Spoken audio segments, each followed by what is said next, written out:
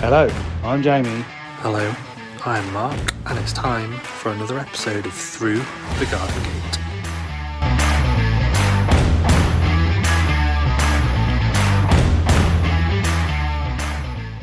I am live from the polytunnel at the bottom of my garden. And this, would you believe it, is episode number 62 of our podcast. Let's get Jamie in. Good evening. Where is he? Where's who? What do you mean, where's who? The main man.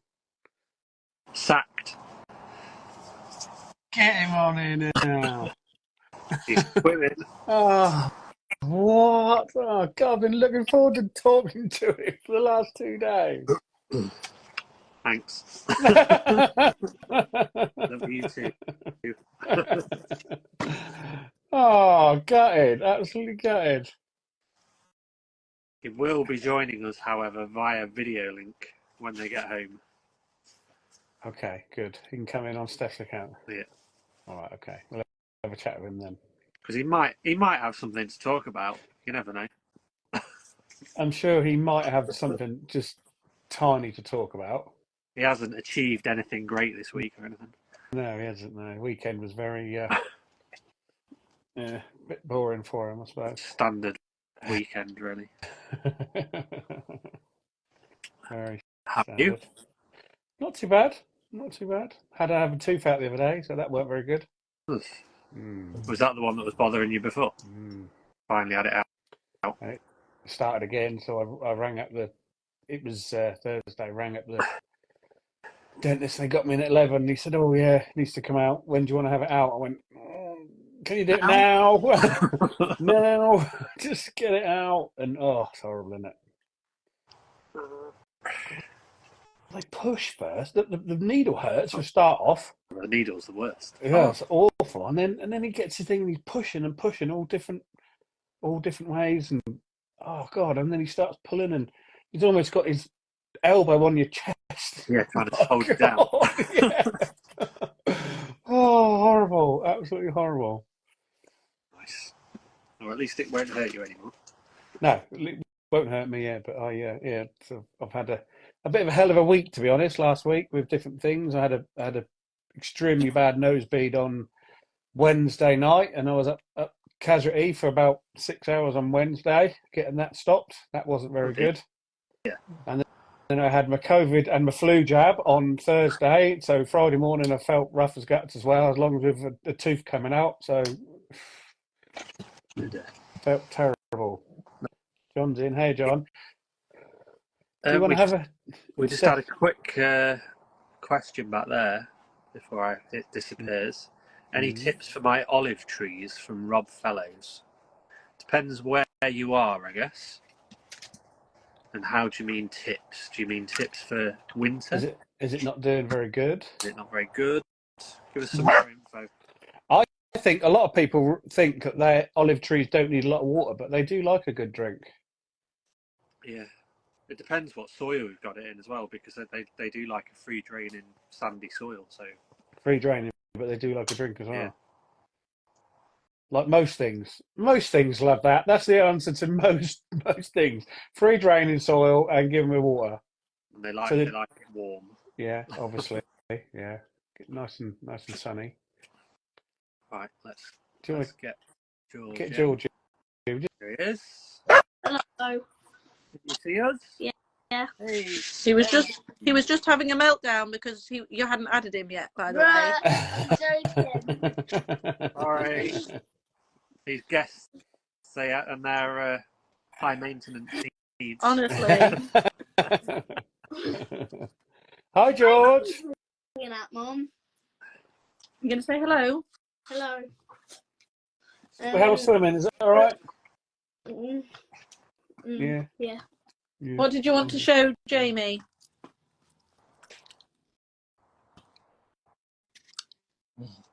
Whoa. What is it? It's a trophy from the walk. And what does it say on your trophy, George? It says Green Fingers Charity Walk Champion George Repass. So that's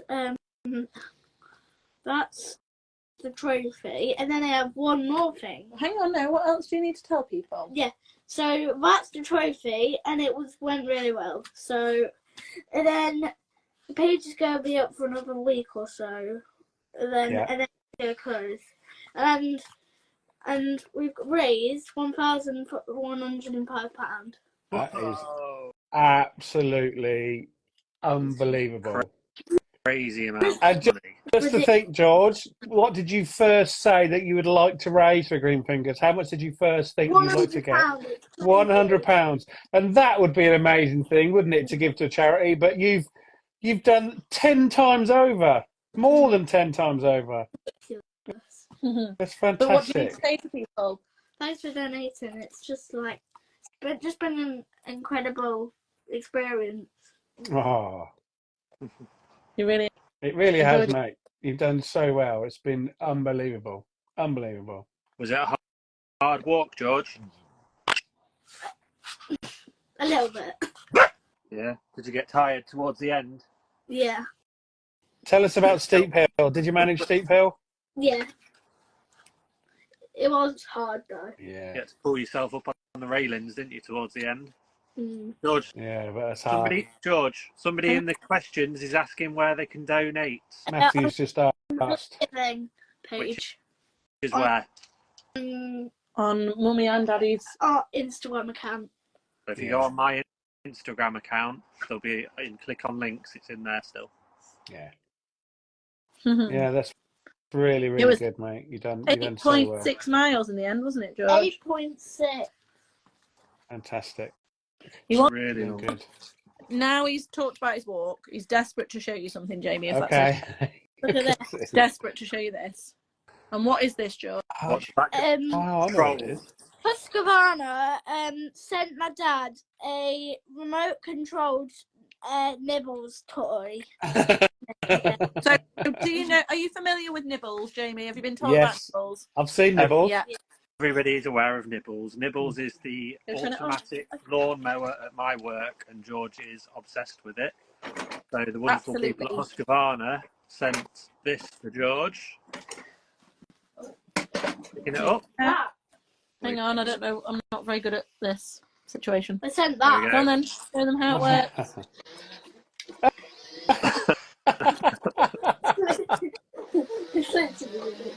Oh my goodness, that's a remote control lawnmower.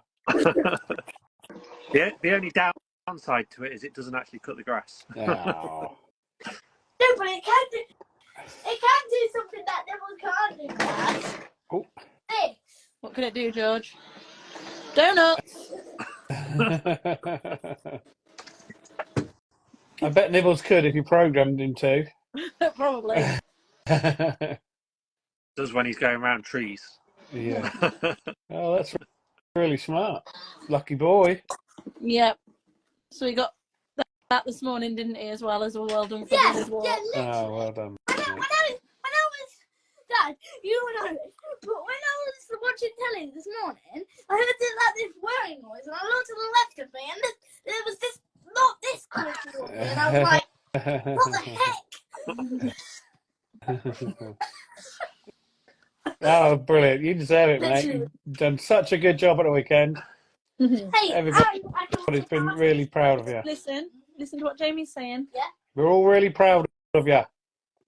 Everyone's really proud of you, aren't they, George? And you should be really proud of yourself as well. Are you proud of yourself? Yeah.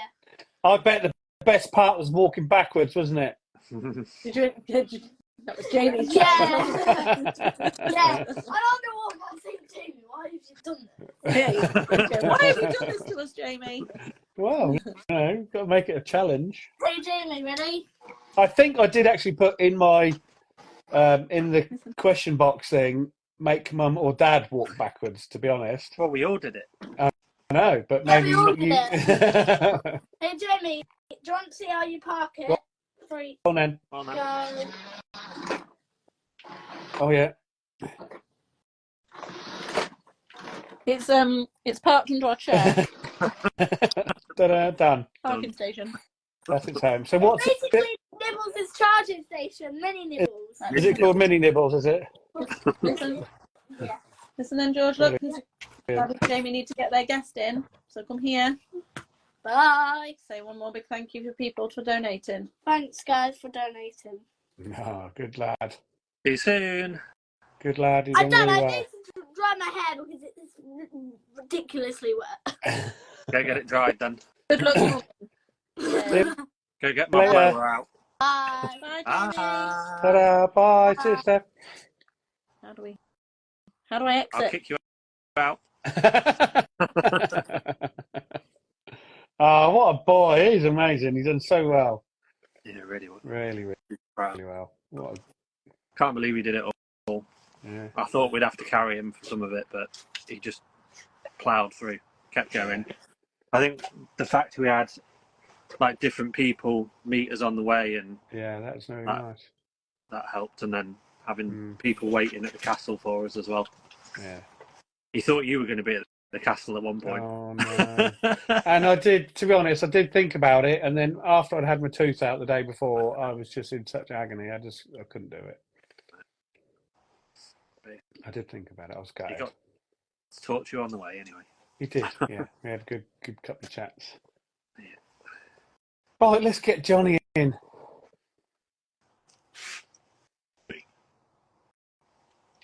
So tonight's guest is currently renovating a farmhouse with 12 acres of land. He has appeared on Gardener's World and in various magazines. He loves the jungle garden. He has one of the best views around, and he loves a bee or two. He regularly opened his old garden for charity, and he shares his last name with Pat. It is, of course, John Butcher, the bee gardener. That's showing my age, really, wasn't it? But does he wear the same earrings as Pat Butcher? Maybe when he's not on Instagram. Never know. What an intro that was, Mark. Thanks. So do you wear the same earrings as Pat Butcher, John? Only on the weekend. Yeah. You guys all right? Yeah, yeah.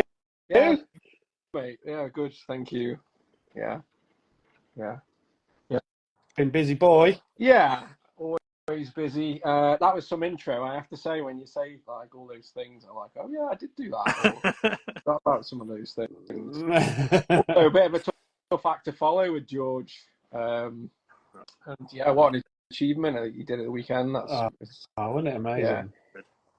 So yeah, well done. He did really, really well. You must be really proud, Mark. Really proud. Yeah, it's really good. Can't believe he did it. Yeah, great. And Someone just said you look more like Max Branning than Pat. who was that? I think that was Patch 2020. I don't know. I'm sorry. Oh, the cheek of it. getting abused. Oh, dear. Come on through the garden gate to get abused. Where do we start, John? I don't know. I don't know. You guys are the hosts here. I'm just going to follow your lead. I know, yeah. So we're through the garden gate, but so you've got a. Do you want to talk about your new garden gate or your old garden gate? Let's go, I guess, old, and then we'll get on to the new one. Yeah, let's have a chat about your old garden gate. Cause... Yeah. So I had that garden for 10 years-ish, and lived in the house for a couple of years and just rented. So everything started off in pots, which was a good way to start, I guess. And so that was where the first jungle garden kind of came about, because there's loads of bamboos and old recycled galvanized steel water tanks. Yeah. And acers that I got from the Malvern Spring Show a long time ago that were like about a foot tall, and now I've got Big Red that's like pushing about 10 foot now. So I bought that like 20 years ago probably. Is that now in the ground? No. So I've kept the jungle as it was at the old house. In the new house, it's in like the courtyard around the back, which works quite well actually because it's quite sheltered. We're 300 meters up on a hill now, so you can imagine when the wind blows, it's quite blowy. And of course, most acers are very pernickety about conditions. Wind score. Wind burn, yeah, exactly. So I was quite relieved, actually, I guess. Yeah, definitely, that this year they seem to have all survived the move, because we moved here in Feb. Yeah, so I guess the aim of gardening for me is to try and attract as many insects and as much wildlife as I can. I think as gardeners, we all know the plight of especially insects and pollinated insects. And, just even if you look at the front of your car from this summer compared to like 10 years ago, there's ridiculous. less like dead bugs on the front, which is a bit gross when you think about it, but it's a big telltale sign of lack of just the general wildlife that's around. So yeah, my old garden was really full. The main bit was like 7 meters by 13, so the complete opposite of what I've got now. From one extreme to the other. It is, Mark. Yeah, I didn't do the change in little steps. It was like a big bang, that's for sure.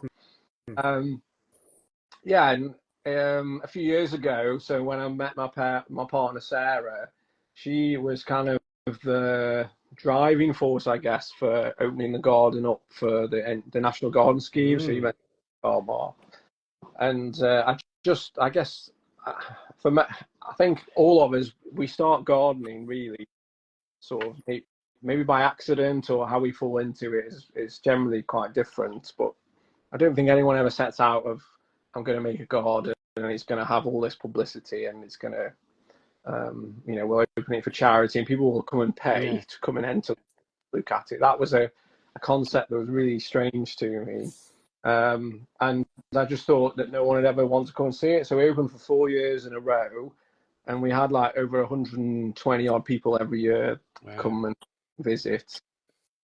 Which was interesting, like logistically, because we had like a drive that would fit 3 cars in.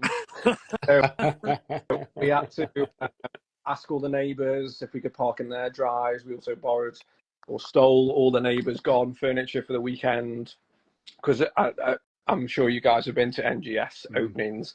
Most people go for the tea and the cake. That's like the big attraction, which is fine. It's a very British thing, of course. So yeah, we did that. And then from there was a guy who's on Instagram called Joe Wainwright. He's a garden photographer as a job, as a career, very talented guy, and he does a lot of free work for the National Garden Scheme.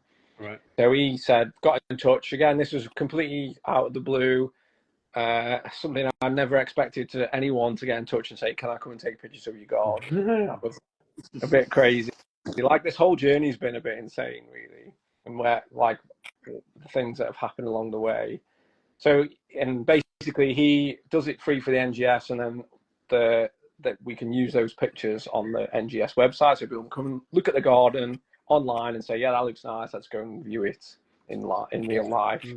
And from there we were in a magazine, and then another couple of magazines, and then we entered a competition with the BBC Gardeners World magazine and got into the last 12 of Garden of the Year, which again was a bit insane. During COVID, Sarah made me make this 3-minute video of me saying and R and swearing, because I was basically terrible at just talking about my garden. It's a thing that I've never had to do before. Yeah. It was just me, and I honestly didn't think anyone else would be that interested. So yeah, they showed that. That was really weird, seeing my garden on BBC Two, and also Monty talking about it.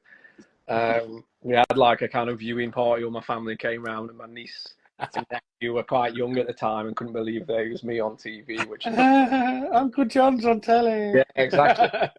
It was quite cool. Yeah, and things just went from there. So every year, then for the NGS, we opened, and then every year another garden group would come sort of just after, as like for a private tour.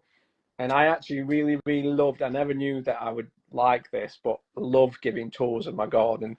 As you guys know, and everyone watching who loves their garden, every plant has a bit of a story, or, I got this from someone, or someone gave me this, or this plant is very rare, or, so I loved talking about all that kind of stuff. And then, yeah, I guess at the same time, people while Sarah was again like, you should take pictures of the garden and do an Instagram account, and I didn't really. I sometimes still don't understand Instagram. None of us do, No, mate. it's a great place, but it's also very interesting at times. So I started that, and then from there, obviously met you guys, met loads of people on the garden. Graham helped Adam Greenfinger City Boy out on his Gardeners World Live garden last year, which was really a great experience. I mean, he had sunstroke on one day. It was like 36 the 2 days I was there.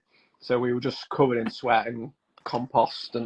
But it was a really good experience. And it's like something I've always wanted to do, is like create gardens, especially with plants that aren't mine. It hasn't cost me any money. It's somebody else's money. Yeah, exactly. And playing around and placing plants and kind of, making art with your design in real life is a big joy for me, actually. I really love that. So yeah, and then obviously this year we did it with Kim, you and I, Jamie, and got to see everyone else there again. So yeah, it's been a really crazy kind of journey. And like I say, if you'd have asked me 10 years ago, would I have done all of these things, and met all these people, and I had so much interest in such a small patch of earth.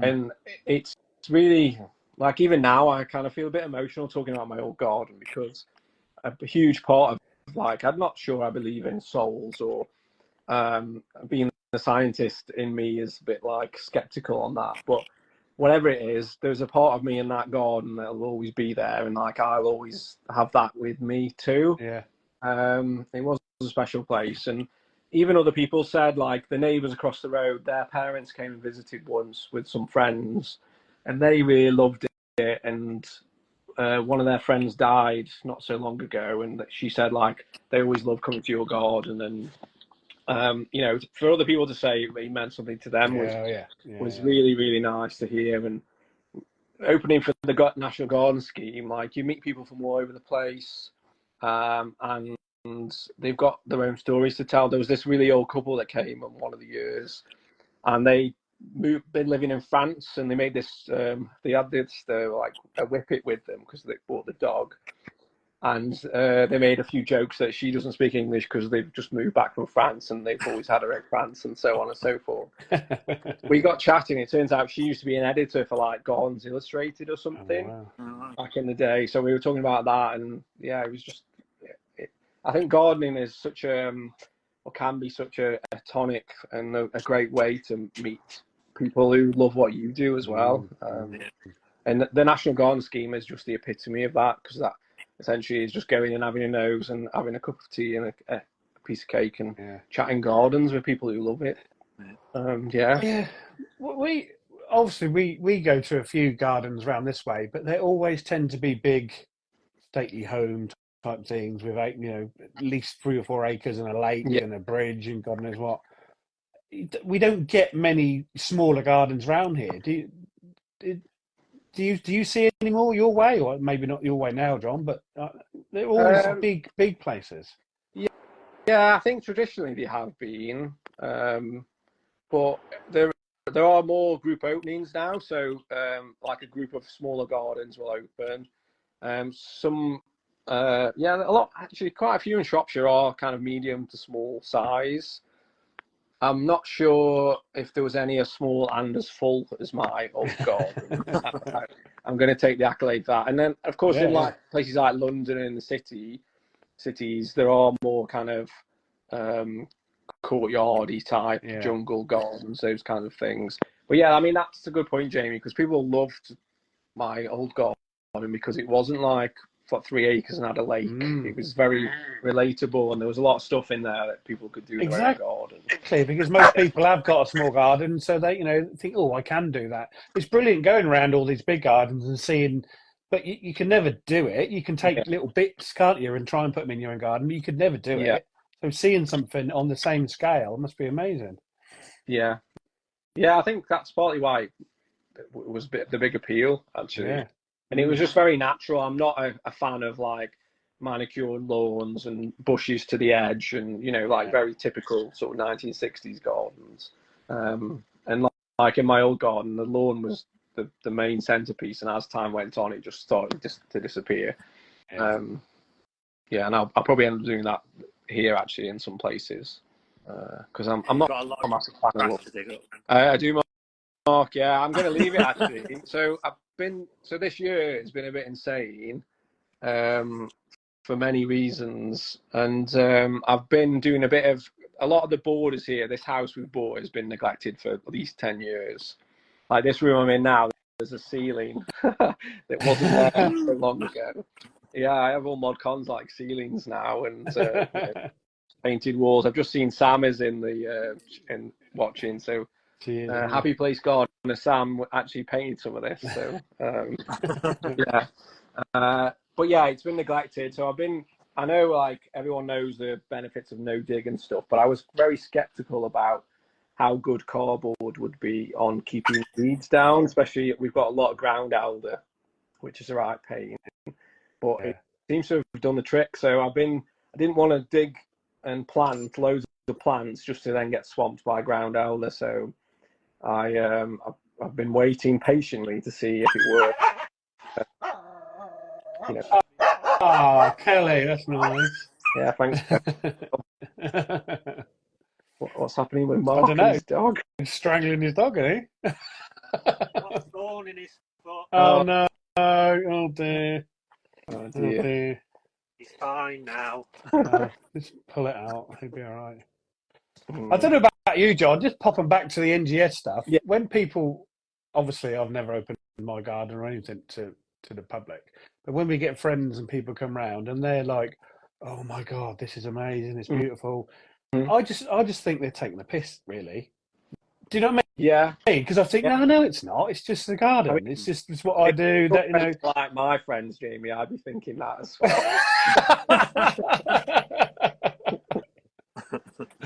Yeah, but I mean, you have got a great garden, and I think everyone does in many different ways, right? That's the other one of the other good things about gardens is we all have our own styles and tastes. Yeah. But yeah, I mean, if you're thinking about it, I would definitely recommend it. It's an intense few days, and the build up to it is always a bit chaotic. And we were quite well organised, I think. Like last year was the last year we opened. It rained the entire weekend, pretty much. So we had to put up gazebos last minute and go and borrow gazebos off friends and the neighbours. But yeah, it's really kind of wholesome, yet very tiring experience. But I'd recommend you do it. It's really good fun. Yeah. No. But again, see, I think no, I couldn't. Mine ain't good enough. I couldn't do that. But that's my own point of view, isn't it? That's what I think. But other people might think they obviously do because friends come around and tell me all the time, "Oh, it's amazing." Even my garden, you know, I'm not as you all know, I like my allotment more than anything else, but I still put effort into the normal garden. Yeah. But people come round and think, "Oh my God, look at all that, all the plants crammed in and the colours and all that," because most people have a border and they have a plant, a foot gap, a plant, a foot gap, and a plant. You know. Yeah. So when they see something else, it's just like, "Oh my God, I didn't know you could do that." Yeah. Yeah. That's the one superpower I always think that I would like in terms of gardening, to be able to see your own garden or the garden that you look after for the first time again, because you never get that same feeling about your own garden because you just don't, because you see it every day, you see it develop every year, whereas people that literally come into it once, it's like a completely different experience. Yeah. Yeah, you see it every day. You know where every weed is, where exactly. all the things that annoy you. Yeah, exactly. Yeah, that is. I think that would be a good superpower, actually, Mark. I hadn't thought about that. Yeah, yeah. I think as well. Like when you're in it all the time, you do see all the flaws, but also you kind of you take for granted the really good bits too. So when new people come in and they haven't seen it before, it kind of reminds you actually, oh yeah, I am lucky that I have this space, or that is really nice. So maybe that's another reason to open your garden, just so you can see it from first timers' points of views. Yeah, and I think when people visit, like, of course, the one thing that you struggle with Instagram is how you get a feel for a place. And with when you go and visit it, there's gardens have atmospheres, and you can you get a feel for them, don't you? And I think that's obviously doesn't come through your phone. So at least for me, anyway. Yeah. No, I know what you mean. So Yeah. you now live in Wales. Yeah, just over the border. So a few years ago, when COVID would have been interesting, because we're literally about 1.5 miles into Wales. So I probably wouldn't have been able to go work, actually, which would have been probably quite nice. Can't cross the border, sorry. Yeah, exactly. I've got to stay at home now. So yeah. So yeah, we live just over the border from Shrewsbury, which was handy this year for the Shrewsbury Flower Show, which is really good actually. So Callie, who I've just seen commented, she was there with Tom Coleman, and we did some stuff there and had a good laugh. So I helped out with the podcast and things there. Yeah, so between Shrewsbury and Welshpool, there's a group of hills, if anyone knows the road, the A458. You have Long Mountain on your left, and then there's the Bryden Hills on the right, and we're on the highest one. It's called Mollygolver. And yeah, we've got a little, I say little, it's quite a scary patch of land now, so 12 acres of pretty much either half woods, I would say, and the rest is brambles, give or take. Yeah, and a bit of, ground elder. So what sold the house for you? Was it the view? Because the view is phenomenal, and thank you for them views in the mornings and things, because they're amazing. So that's or was it the actual house, or was it a bit of both, do you think? Or was it the garden, the 12 acres? It was the space, Jamie, yeah. So, and the view, to be fair, when I saw it and we could just about afford it, it was at the top of our sort of budget. And I saw on the description, it was in like capital letters, like 12 acres of land. I was like, bloody hell, that's a lot. Like, even, I think at the time I wasn't looking for a garden and a kind of increase in size to this extent. Yeah. So we were on away, it was last bank holiday weekend in August last year. We were going to a wedding in the Malverns, which was a beautiful wedding. And so on the Friday, it came on the market on Thursday, we rang, and we were the first to view it on the Friday, on kind of the way down, but we took kind of a detour. And yeah, we kind of, as you approach the house, you come on this tiny lane that you can't really see a lot from, especially in the summer because of the hedges. And the drive is round the back. So you kind of come in from the back of the house. And it's only really when you get around the front that you see the view from that point. Like if you go higher up, obviously you can see it there. So I remember both Sarah and I walked around and we were just a bit like, oh wow, like we weren't expecting like the view. Yeah, so that was kind of the clincher really, and we kind of went around the house with almost blinkers on because we'd already like kind of decided we want to put an offer in. This is a place where we want to be. Naively, I would say.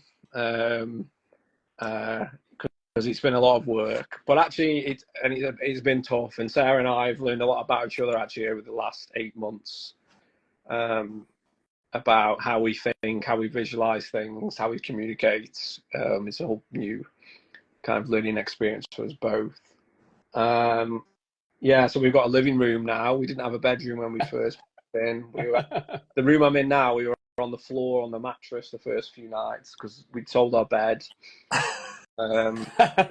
We didn't move. We actually had two. So my mate Will, who's just commented, he can testify. We had more plants to move than actual, house. Oh no!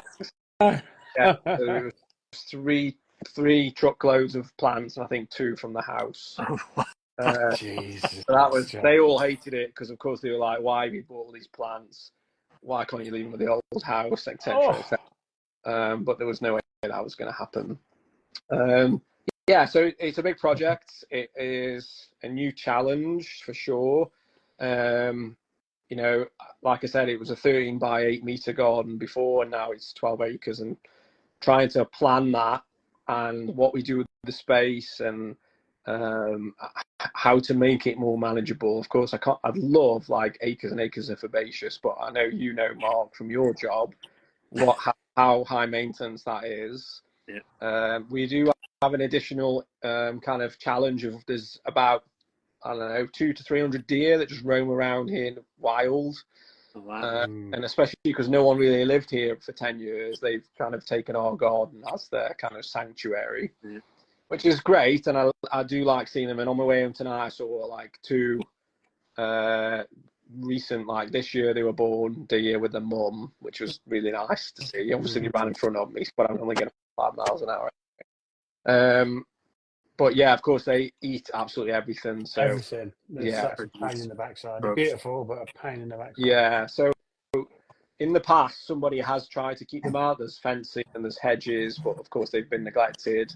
So we've got a guy coming in a couple of weeks to teach us how to lay hedges properly. Like that's his job. We've done some dead hedges already, which have been really good. And yeah, I've got a big dry stone wall to rebuild.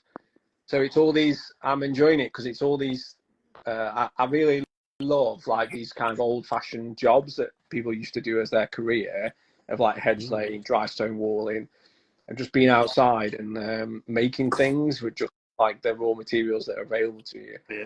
That's something I think we've lost in our kind of modern way of living. Like I work in Birmingham, so I have the 2 opposites now. It's like concrete city and then come home to trees and beer and stuff. So yeah, that kind of the new stuff, the new skills, the new things that we can do now in this place. Like the only kind of limits are time. I don't have enough time to do everything, and I guess the other one is money, of course. That's you know, time is kind of the biggest problem, and the fact I still have to go to work. I'd love to retire and just do this for the next years. You'd have no money. Yeah, exactly. So yeah. So I guess before you start thinking of the garden in any size at all, you've got to try and get the hedges and fences and God sorted out. 'Cause there's no point. Yeah. So there's a bit on the front that there's a big lawned area. I am gonna dig that. Well, I'll cover it in cardboard, and that'll be my main kind of herbaceous border. But that's probably like 20 meters by 15, so that's, you know, there's some depth there. And I used to like planting 3s and 5s in my old garden. This will be like 9s and upwards. But that's a bit of a challenge too, because I want to try and have it so you can still see the view. Obviously I don't want to block the view out. But I really love, there's a garden in New Zealand called Fisherman's Bay Garden. I don't know if you follow those guys on Instagram. They've got the backdrop of the ocean behind, but their garden is like prairie meets meadow kind of perennial planting, and it's like stunning. But yeah, you're right. So, but that is mostly fenced off. I've got a gate to put back up, and I've got a gate post that's in the ground that the previous owners left and didn't bother concreting in. So that, of course, wobbles around. So I've just got to sort that out, and then that's done. But I think, yeah, you're right. We've got to get those kind of the basics back in now, Jamie. Yeah. But at least it's good that you'll have something that you can enjoy doing. I know you'll enjoy doing the hedge laying and all that, but you love gardening, so you'll have your bit to do some gardening in while you're doing the other bits as well. Yeah. So this year I have done a bit of gardening. So we did the courtyard. That's all jungle-ified now, and I've gone a bit mad with tree fern. So I've had 2 this year. So I need to stop buying tree.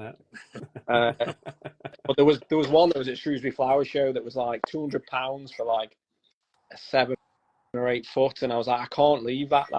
That's a crime if I don't buy that, basically. So that's when that other one came. That was he's called Richard. All our kind of big plants get names. Oh my God. I don't know if that does that or not, but yeah. Yeah, and then round the side of the house, because no one's really looked after it, laurel had grown, and it's like 15 foot high, this laurel was. Oh my God. So my mum and dad, bless them, and they've been great, came the first week we moved in, and my dad basically just took his chainsaw to all the stuff near the house, and that's gone. So there's actually quite a nice herbaceous just in this, I obviously can't see now, but in that window there's a really nice kind of herbaceous border that's been in since spring and looks really good now. And then there's one the other side. I need to do a tour of the kind of main bits at some point. Round the back, that again was all laurel, which I planted up, and some people on Instagram sent me some stuff, and some friends as well. So I've done a bit of gardening, but yeah, it's mostly been like kind of the harder stuff, the hard landscaping, and there's a lot of that to do yet as well. Yeah, Constant roofing and pointing the house. Yeah. That's it. So you've been doing all your bricklaying and building skills as well. Yeah, so we it's an old stone house. The walls are about 18-20 inches thick, and I know that I had to drill a hole through to get a new pipe in, and that was a pain. Yeah, but the roof is fine. We've done that. I've got to redo the chimney on the other side, because the chimney where the log burner is, I'm sat in front of now, that's done. Repointing, because it's all stone. People with old houses don't really know how to look after them. I'm not saying thanks for that, Jen. I love that saying. Everyone said to me, Rome wasn't built in a day. Some days it drives me mad, because I know that's the case. Yeah. So it doesn't really help. So I'm quite impatient, so I want it done yesterday. Yeah, but basically with this house, what people have done in the past is, with solid stone, this is turning into DIY architectural chat, basically people put concrete on it, and it's supposed to breathe. Yeah. So of course, when it rains, which it always does in Wales, the moisture is supposed to come in the house and then go back out in the walls. But when you put concrete on, it traps it. Everything sweats, plaster falls off, wood rots, loads of problems. So yeah, we've taken all the concrete off the front of the house, and there's a massive pile in the drive now, and repointed all of that. But I booked 2 weeks off in July, thinking I could do the whole of the outside of the house. wow. In 2 weeks to do the front. So it's going to be a big project. So we've got some of the side done behind me up above. That's the kind of apex in the walls done. But yeah, the problem is it needs to be probably at least 5 degrees at night for a few nights for it to set. Is it? And also, is it repointed with lime then? Yeah, so we've done back to like old school lime, which is not great for your skin. So we're going through gloves something you go through a lot of. That I was going to say something. Trying to keep it PG and stuff. Yeah. So yeah, it's something else that we didn't know really, Jamie. Oh, sorry, I keep knocking my phone. Yeah, it's been a interesting few months, that's for sure, and we have learned a lot. And but it is exciting, like the kind of potential that it has. Whereas in the old garden, as much as I loved it, I'd kind of almost done everything that I could. Yeah. I'd done green roofs on bin shelters way before Adam did. And you won't mind me saying, the idea. He knows that he credits me for his ideas, to be fair. But yeah, basically, if there was a surface that I could plant, I'd done it. So yeah, it was time for a change, basically. Yeah. So your new bit that you're going to be cardboarding soon. Yes. Obviously, to fill all that with plants is going to cost a fortune. Have you got somewhere you can polytunnel something for some propagation? That's the plan. So when we've been cutting some stuff back, a wall that we thought we were going to leave, it was covered in ivy and kind of like a hedge on the top, but the hedge was all kind of self-seeded stuff, like snowberry, which I'd forgotten the name of until Chris Groovy Gardening came, and of course his kind of knowledge of plant names is like ridiculous. So he was just going around like, that's this, that's that, that's this, and so on. So I tried to make some mental notes of what he was saying as he was going. But yeah, it's all self-seeded. So we took everything off that wall because we thought it looks a bit like it's in a bit of disrepair. In fact, it was being held up by ivy. So since we've taken that off, it's all fallen down. So when I've rebuilt that, my next plan is to try and build similar to yours in a way, I guess, Jamie, like a lean-to out of some timber and glass, and because that faces southwest. So and the wall will be at the back of it. So hopefully it'll absorb the heat in the day, and then we can. I would love. I don't know if you guys have ever been to. Oh God, I've forgotten the name of it now. There's a walled garden in Shropshire. No, never been. And in there, they've got greenhouses on one wall, and they've got things like kiwis and nectar, and all those kind of Spanish sort of exotic fruits that need a bit of warmth for them to ripe. So if I can do that in Wales, I'll be quite pleased. They got loads of the big old greenhouses at Holcombe Estate near me, and they used to grow pineapples in them because apparently that's all the old whatever they are used to grow pineapples. That just show how good they were for growing and how much money they got. Wasn't it? Pineapple. If you can grow a pineapple, you're very rich. Yeah. The Victorians that was their kind of plants were very much a status thing, weren't they? And well, it's crazy when you think about it now, like to be a plant hunter and stuff like that. It's a crazy job. God, definitely. Yeah. So there'll be some propagation. I know a good nursery that's near my old house that I've threatened to the guy that I'm gonna have to go back and buy a load of plants. I've known him for 25 years, and to be fair, the plants are really good and really reasonably priced. There's not too many of those places left now, sadly, because I don't know what it's like in your area, but basically all the big garden centres move in, and it's the same stuff in every garden centre. It's like £8 for a perennial, and I don't like garden centres. No, same. I like them if you go and go for a cup of tea. Well, that's basically pretty much the only thing I'll buy from it. My old garden centre in Bridgemere, which I used to work when I was a student, they used to, when they were owned by Wyvale, every winter they had a massive sale and just cleared everything pretty much. I used to go then because you get like hostas that, of course, in winter look like a load of soil and dead, for like 50p and stuff like that. So but they've stopped doing that now, sadly. Because they've employed somebody who knows. That's why. Yeah.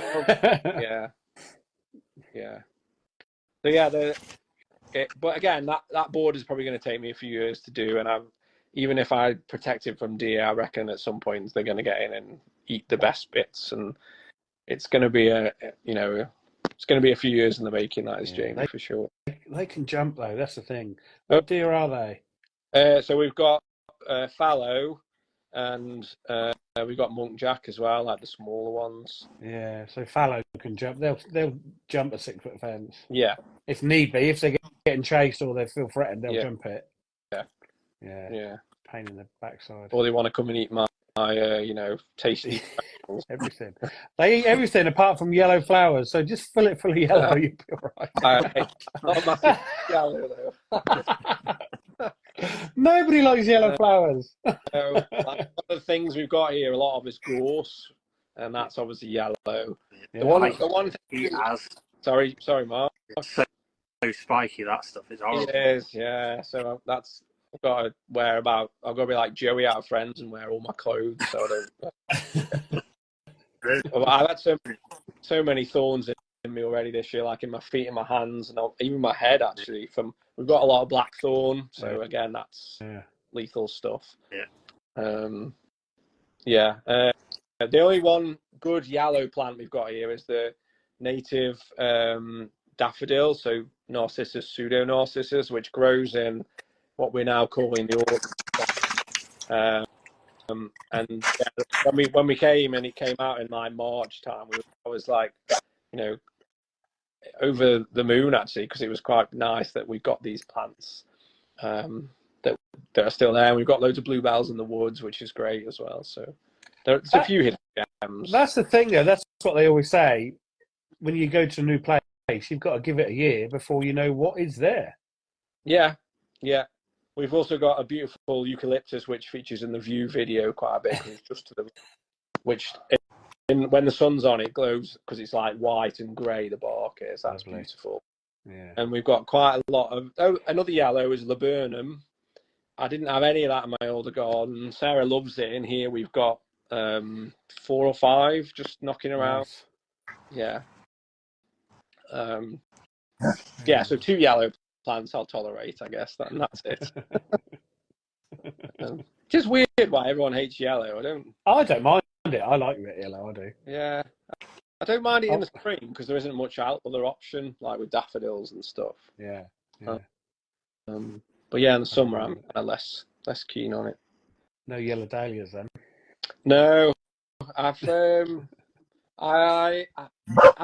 It's been weird, and Kim's going to hate me if she sees this, but until recently, I've not been a massive fan of dahlias.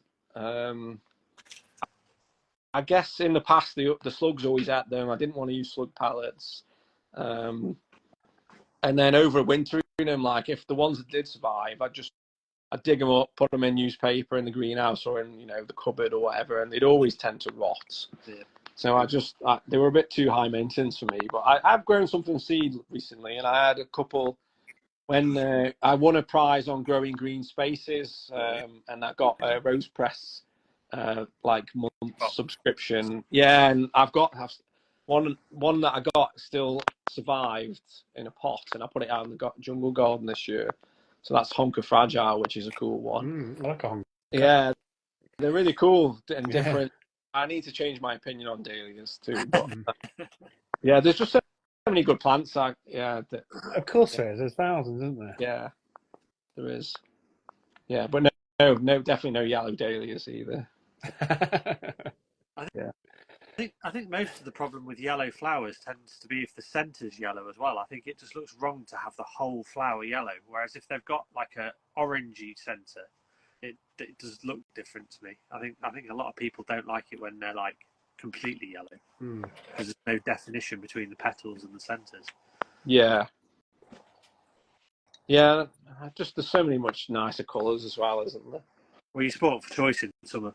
Yeah, I think we are now anyway, with all the cross, like the different kinds of foxgloves you can get, and there's been so many new plants that have been like bred crossing species in the last 5-10 years. It's we spoil it for choice, aren't you? Really now, pretty much. Definitely. Yeah. As you said, yellow hollyhocks. Yeah, I always struggled with hollyhocks, but this is ages ago. They always got rust, and I've kind of stopped with them for a bit. But I've seen some really nice ones too. So I saw some really nice ones this year. Some creamy coloured ones. They were lovely, like a biscuit colour. It was really nice. Yeah, the single flowered hollyhocks are better for rust. If you get the double ones, they rust more. Is the dog okay, by the way, Mark? After he's thorn, yeah, he's fine. Oh, He's a wuss. Right.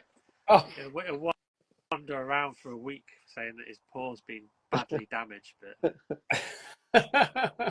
traits of sausage dogs.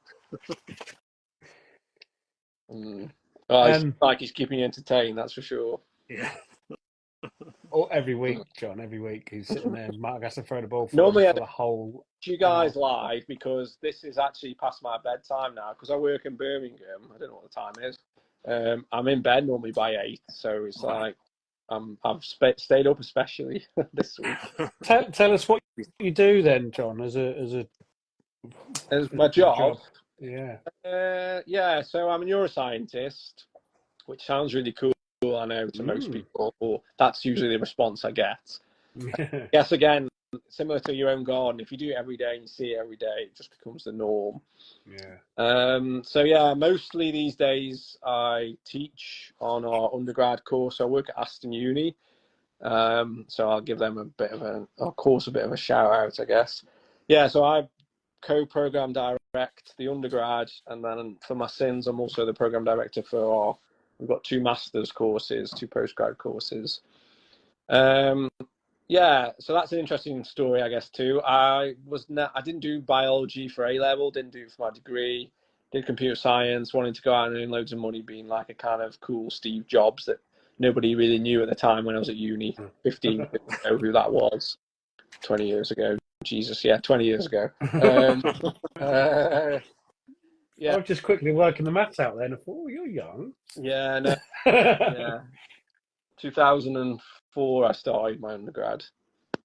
So yeah, that's a long time ago now. Crazy.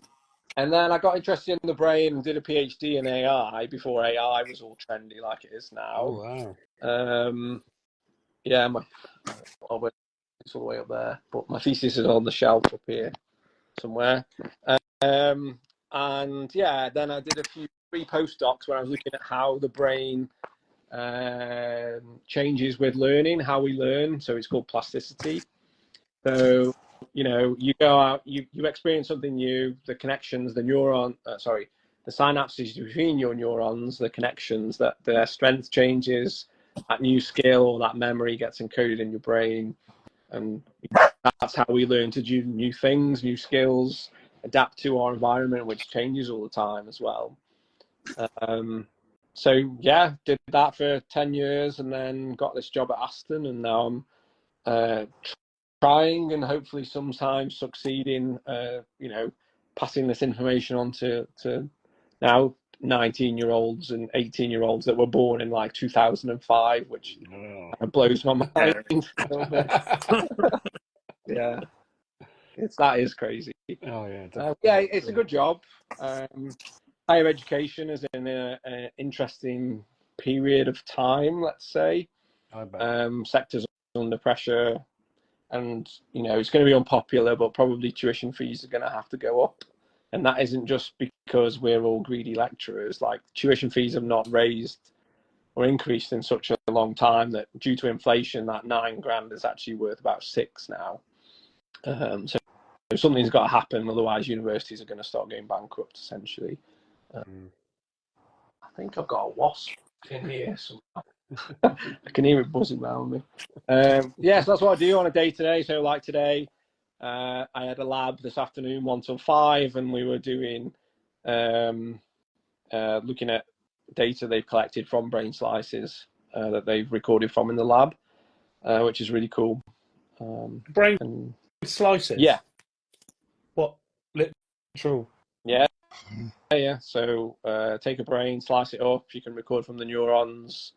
You can put different drugs on. You can increase or decrease the strength of the connections, those synapses.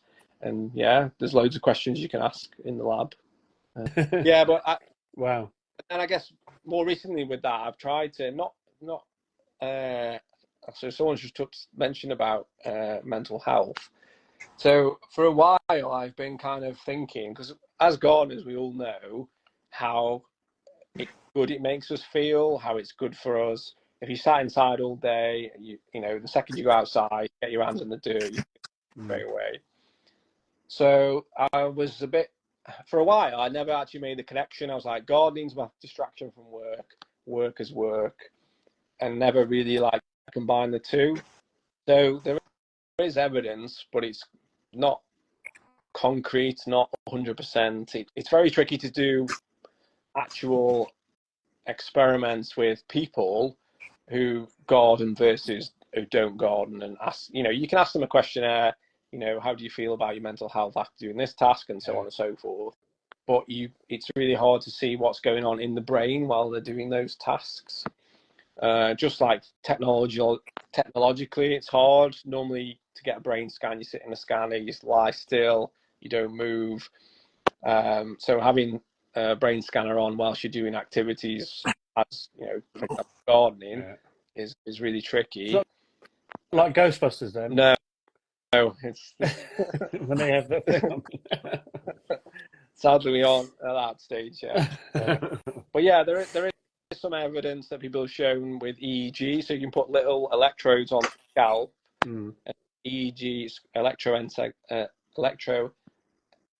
oh God, I can't even speak. I've been talking to students for 4 hours this afternoon. My brain. Electroencephalography. and that picks up little tiny, because our brains are basically electrical circuits. So if you've got sensitive equipment, you can pick up the activity of these neurons through the skull. Right. And it's only very localized, and you can't pick up activity deep in the brain. So, like, some you would miss that. But people have shown that even if you view plants, it changes your brain activity. Some people have shown doing some simple gardening tasks does alter your brain activity as well. And there's another thing I forgot to mention earlier on, in my crazy kind of gardening journey that I thought I'd never go on. I get sometimes asked to go and give talks now to garden groups, which is insane. Yeah, it blows my mind. So I talked to them about like some of the connections between neuroscience and gardening, or science and gardening. And basically, as we've evolved and essentially lived off the land for 99.999% of our history as humans, we've been working the land, we've had our hands in the ground, we've been in close contact with soil and all the millions and millions of microorganisms and bacteria which live in the soil. And we ingest them, whether you actually realize it or not. But if you work as a gardener in the soil, so this is definitely you, Mark, every day, as you're digging, you're ingesting all of those organisms into your body. And they're called, oh God, I've forgotten the name of the bacteria now. It begins with an M and it's a funny sounding name. I can send you the link later. But basically, they're kind of like, we've grown up, if you like, with them as humans. They're our friends. They're good for our gut bacteria. They're good for our immune system. And our gut, the quality and the things that we eat have a huge impact on the flora and fauna in our guts, which directly influence brain health as well, and people have shown that. So just the fact that we are now more and more disconnected from those organisms, people think that has led to, like, this we're too clean, there's lots of allergies now. There's a whole kind of thinking behind the fact that we should actually be getting our hands in the soil and working it some more. So it's really interesting, and a bit mad that we've kind of gone from this, like I was saying before. Mucky kids are definitely happy kids. Yeah, definitely. All of these skills that we lost, that we've had forever, like dry stone walling, hedge laying, working the land.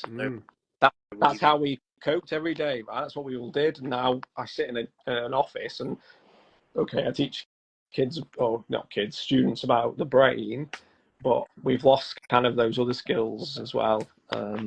So yeah, it's interesting. And sometimes, like, I have to do open days to promote the course and why I come to university. And it's a good question now, because it does cost a lot. I appreciate that. Like, when I went, it was pretty much still free. Like, that's how old I am now. And I think my last year they brought in, like, tuition fees were like $3,000 instead of $1,000. So I get that it is a big expense.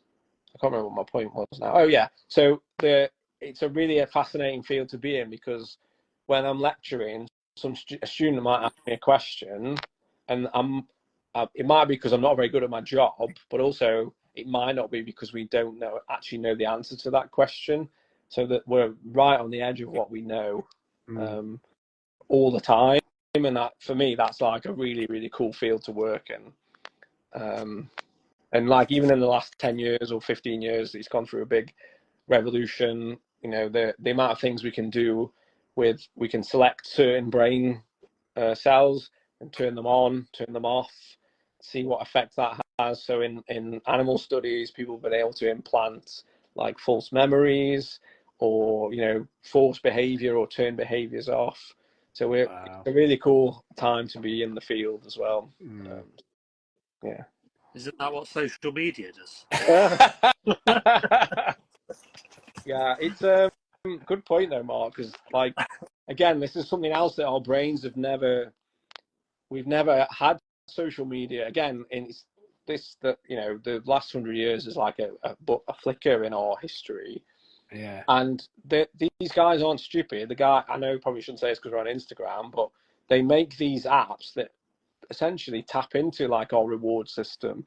So the fact you get likes for your posts makes you feel good, reinforces that the reward pathway is dopamine, reinforces that, makes you want it more, and so on and so forth. So it's an interesting time as a neuroscientist from that point of view as well, because we don't know what the long-term effects are on adults or kids, like kids who have phones from when they're like 8 or whatever. How does that change the brain? We don't know that really. Interesting days ahead, I would say. Very interesting. But I don't have kids.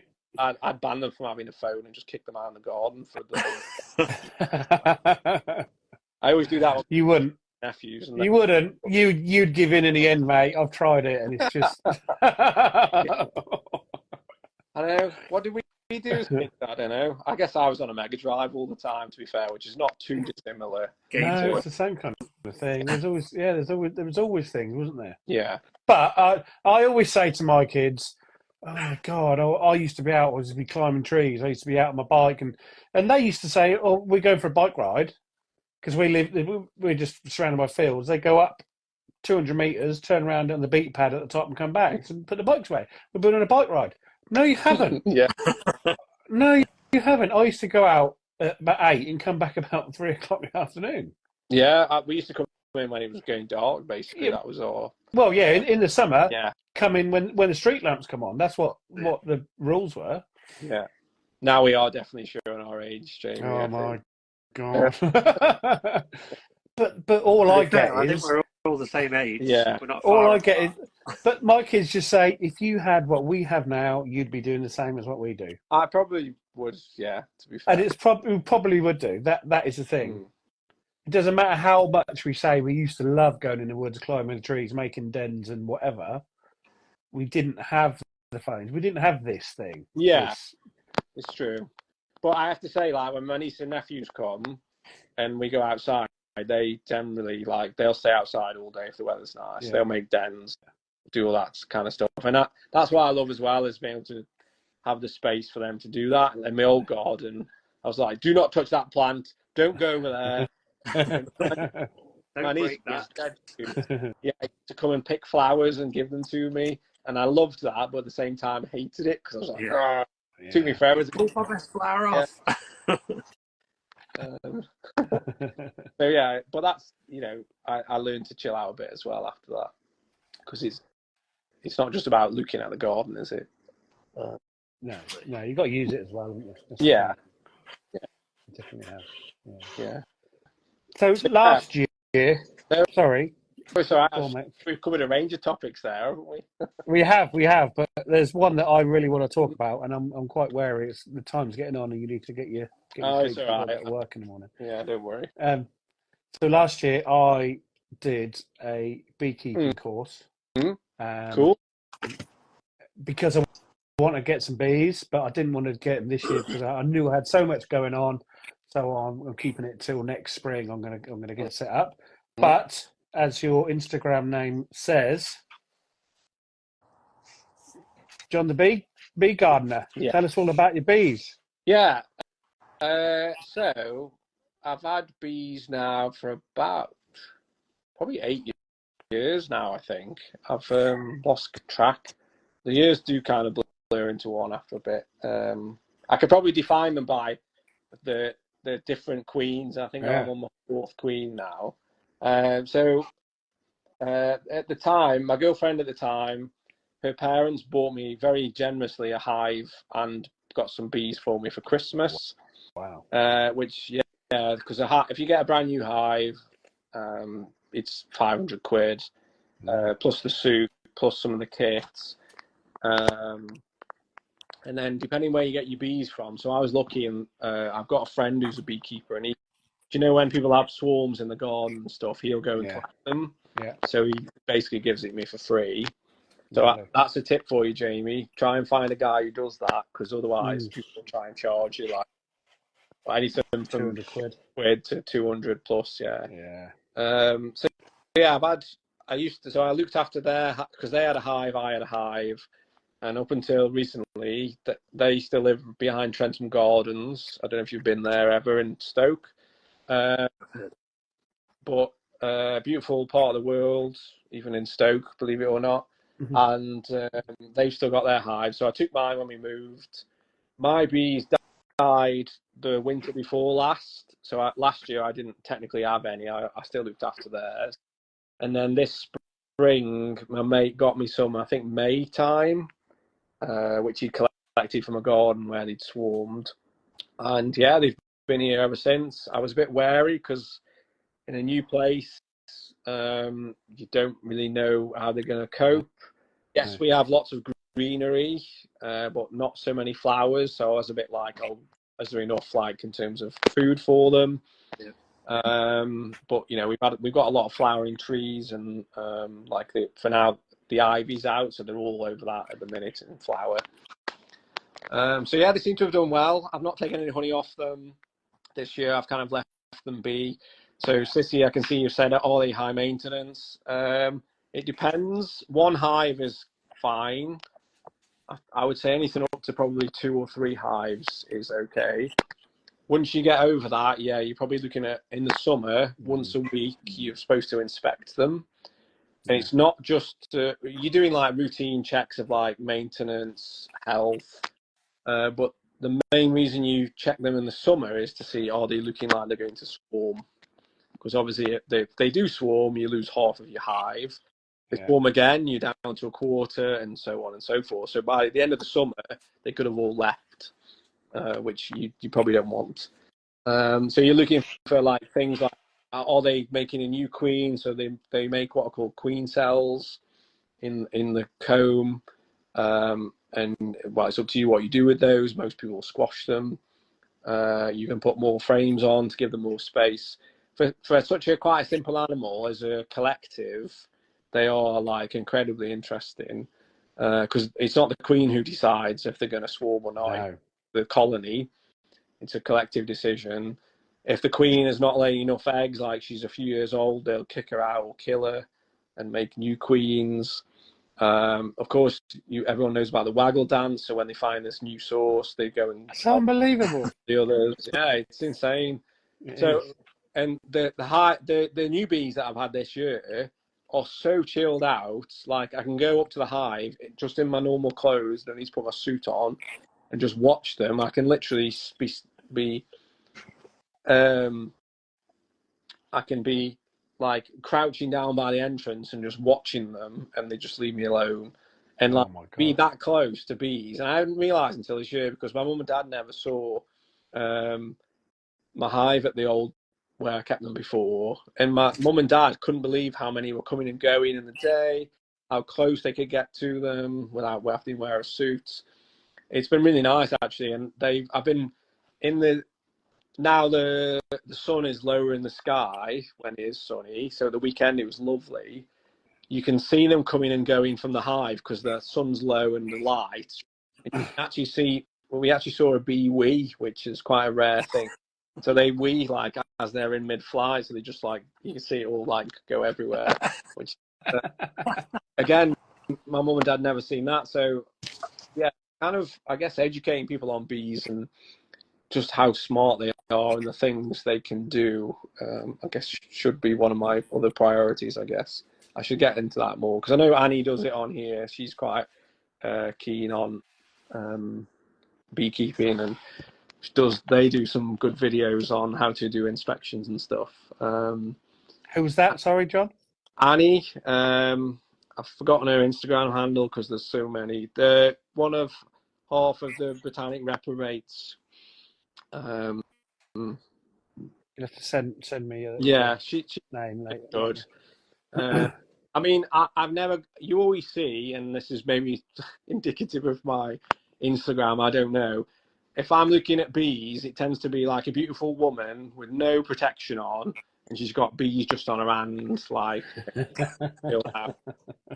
I've never had that experience for me. You always have to wear some kind of protection. Yeah.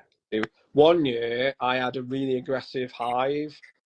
It's all down to the queen, and basically, are we past the watershed? Can I say sperm now? Basically, when queen is a new queen, she'll go out and mate with obviously the males, and basically all the sperm that she collects during that maiden flight, she'll then have for the rest of her life. So she only mates once, and she's got something called a sperm sac, which I know doesn't sound very glamorous. But can't she do that with up to 15 males in that time? 15? Something like that. A lot, yeah. I mean, that's when the queens are most vulnerable, because if a bird comes along and eats her, then obviously that's the end of your colony.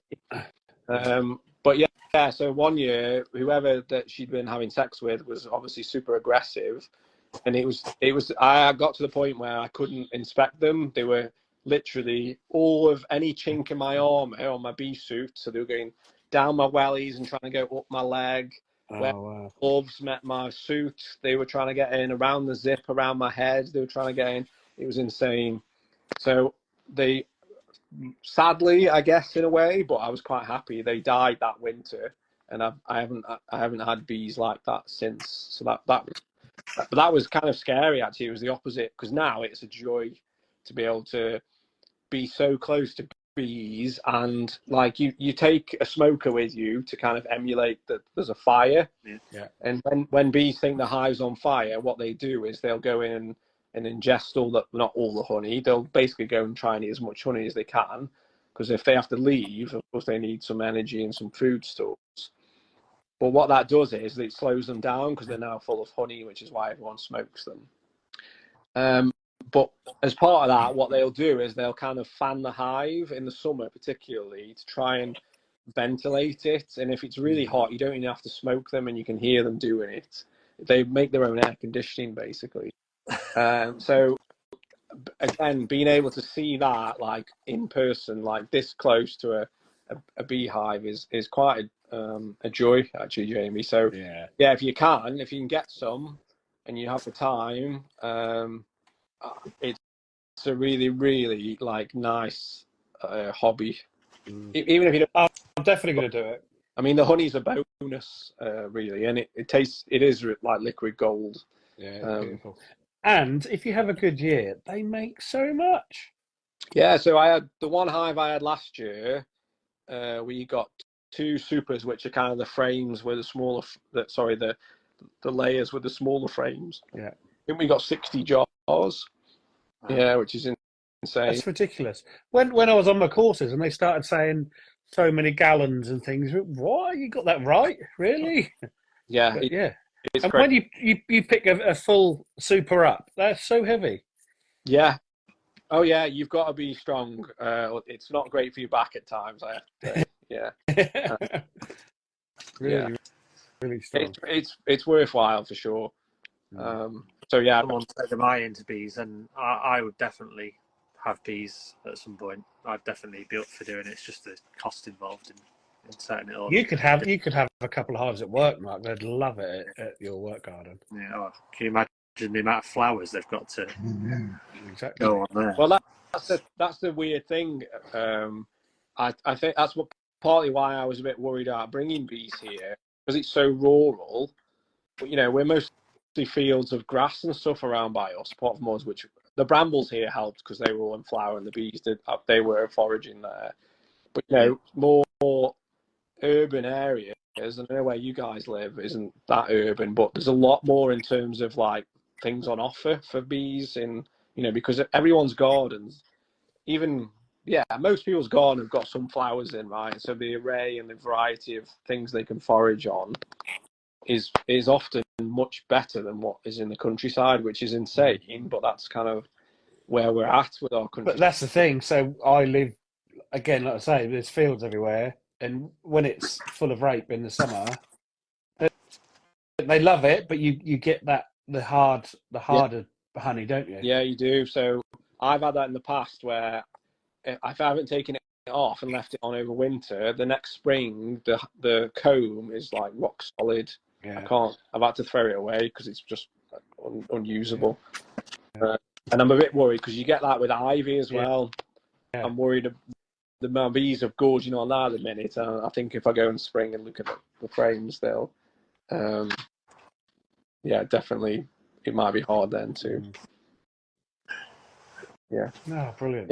Yeah, but it's definitely a worthwhile hobby for sure. I will do it. I've got my hive already. I've had my hive for Cool. about 6 months sitting in the garage, so I will do it. I just knew this year was going to be busy, and I wanted to dedicate some proper time to them.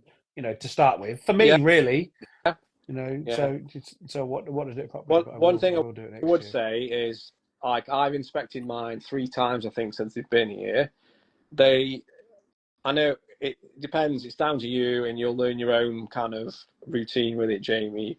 Just see how they take it. Some hives that don't mind you inspecting them every week. Some do, and it's a funny hobby as well, because they are actually wild animals, and if they want to leave, then they will. Yeah. And that's the way it goes.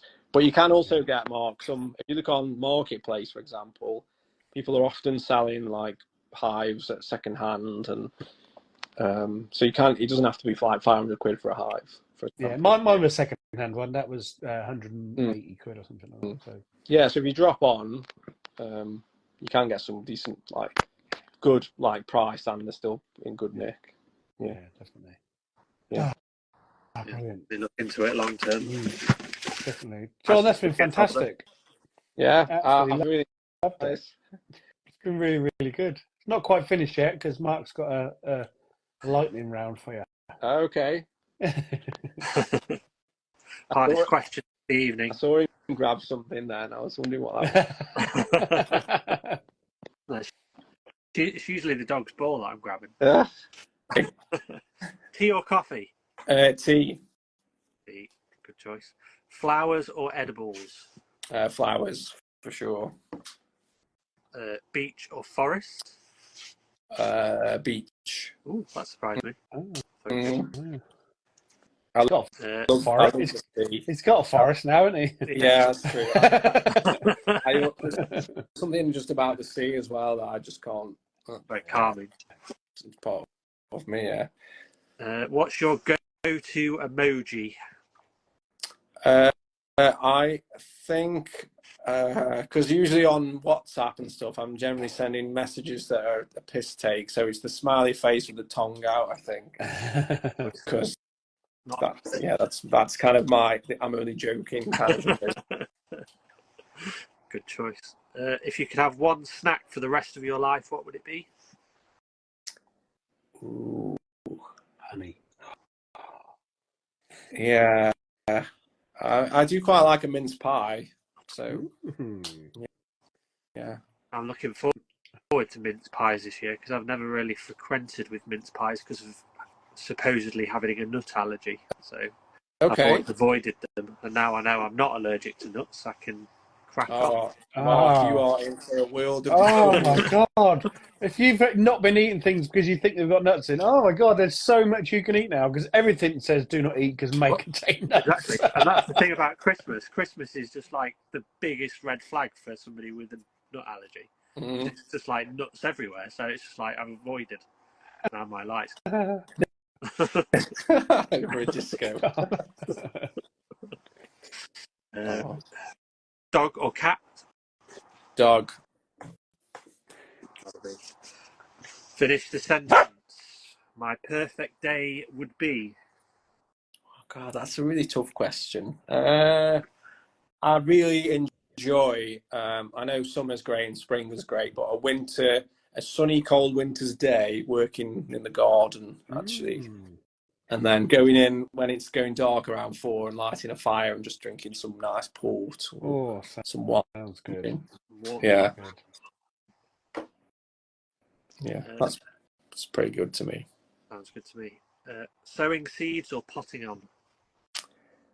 Oh, I really enjoy both. I guess sowing seeds because there's always that promise of like that new, new life, isn't there? And that excitement of is it going to grow versus not? And yeah, so sowing seeds, yeah. There's actually most people go potting on. They so do, yeah. It's rare to get a sowing seed one, which is strange because I think I'd probably go sowing seeds. Yeah. Today's favourite plant? Oh, that's like not that I have kids, but asking choose your favourite child. Today's I'm really enjoying. I put a post on it the other day. My Cornus Cosa Mr. Tommy, just because of the colour at this time of year. It's like bright red and orange, and it's a beautiful plant. And in my old garden, it was kind of swamped. And where I put it now, it's very prominent and looks great. So that's gets my vote for today. Nice. Very good choice. Unlimited compost or unlimited seed? Compost, for sure. I use so much compost, it's insane. The one thing we all spend more money on than anything else, really. Yeah, and the compost. old garden, I used to, in the end, because I got fed up of buying plastic bags of compost, I used to get a ton bag delivered every year, and by April, May, it was gone, and I was in a small garden, so I'm not sure how I was going to go in this one. You can get through it, can't you? You have to make loads, don't you? Yeah, that's the thing. I've got space to have bays and you know, a good setup going. And the last one, if you could choose one plant to describe yourself, what would it be? Oh God, that's really tricky. I don't know about that, Mark. I mean, one of my favourite plants is a rose. I'm not sure if that actually is any relation to similarity to my personality. Yeah, I'll just go rose because, you know, I smell nice and I'm prickly. Just to give you your better half, really, don't we? Oh, brilliant. Fantastic. Right, you can bug off again now. Sorry about that. Obviously, this chat was just too hot to handle for my phone, wasn't it? So definitely. Yeah. Oh. But yeah, thanks for having me, guys. This thanks ever so much, John. It's been really good. Really, really good. Been a nice way to spend a Tuesday evening, that's for sure. Excellent. Yeah. Excellent. And I guess I'll see you all both in person soonish. But yeah, thanks. I've really enjoyed it, and I'll try and obviously tune in for more lives in the future. You don't have to tune in. You can see them any time on our grids, or you can even listen to them in the car on Spotify. If you. Well, I can listen to myself tomorrow night on the way.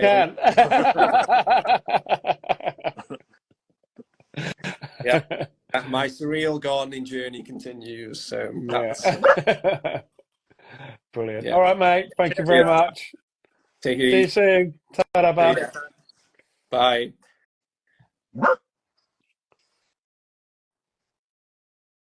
Brilliant. Hey, we got him. Coming back. That was really good. Really, really interesting. You know, all the stuff that he's done, and just like the brain side of things as well, like all of that. It's just, I got chatting to him a lot at the Garden Grand Ball about all of that stuff, and I could talk to him for hours. But it seems so far apart, but in the end, after talking to him, you know, it came together again. So yeah, really good. Really, really good. What's that dash woofing? Yeah. Hey, look at it.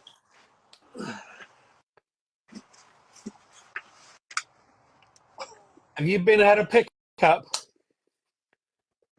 Is that everything now? Look at all them. Yeah, that's all of the ones off the plants that were blighted. They are turning. They've not gone manky actually, which I'm really happy about.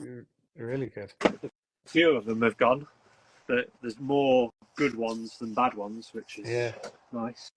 I noticed in the greenhouse yesterday, I had a complete pickup so it was Saturday. Last weekend, I took every single tomato off with any hint of any red, and they're still turning really quickly. Yeah, but it's still really quick. Yeah, that's what I mean. And everybody's cutting stuff down and getting rid. Pumpkin strawberries. Beautiful, isn't it? Is that Costaluto? Yeah, I think that's been my favourite this year. I do like Costaluto. Yeah, great. They're really nice. Very reliable. Right, tea time. I ain't had nothing to eat yet. I've got to make my wife some tea. Look, she's going bashing me. I can use that. Sorry. See you next week. Yeah, see you next week, everybody. Thanks ever so much. Your tip with the sunny window works, Jamie. Yeah. Excellent. Well done, Emma. See you next week, everybody. Bye. See you, Mark. Ta-da, bud. Thanks for watching. Bye. Thank you for listening to Through the Garden Gate.